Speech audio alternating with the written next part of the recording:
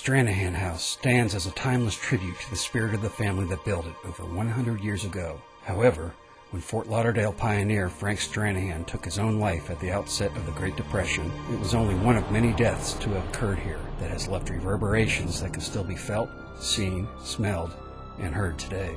I happened to look up and I saw a shadow of a little old man going very quickly, kind of bent over into the bathroom. I went to see what it was. I couldn't see a thing. There was no one there. Just recently had a young woman come in here and while she was walking around in a tour. We weren't talking about ghosts. She said she felt someone touch her hair and also the back of her shirt. People that have been actually feel that someone has touched them or walked by them, or the temperature changes. It becomes extremely cold.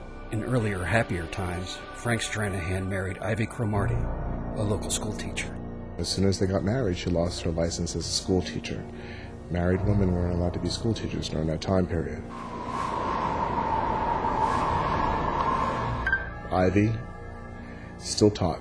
She taught the Native Americans and she taught Afro-Americans here. When the Seminoles would come in here to trade, it was like a social thing. They would stay on the grounds for 4 or 5 days. And Ivy took this opportunity to pull those children aside, to make friends with them, and then she started teaching them. One Seminole child died of unexplained causes in the Stranahan house. When Ivy referred to her death, she said a small Seminole child had dropped dead in the doorway. We do get sometimes an energy field, a magnetic field that occurs there. I sat my my cassette player, in this chair, and you can hear on the tape, John is saying, "Did anyone fall here?" And you hear a little girl's voice say, "Me."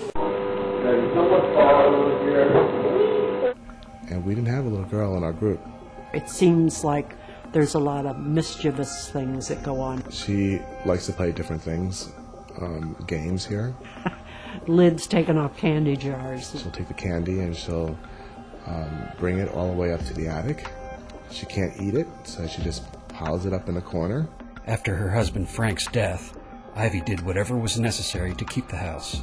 She would rent rooms out upstairs to anyone that needed a place to stay, and if she could rent all the rooms out, Ivy would move up into the attic, and she would live up in the attic. At one point, it was a restaurant also. Ivy died in 1971. She was 90 years old. She just went to sleep and never woke up. Ivy's presence in the Stranahan house is ongoing, and she makes herself known in a variety of forms. But there is one way in particular. You smell the sweet perfume of, some people say, sweet peas or lilacs. I picked up aromas, sweet-smelling perfume. That would be called clairescence. Clairescence is when you get the smell of a ghost. I feel Ivy here.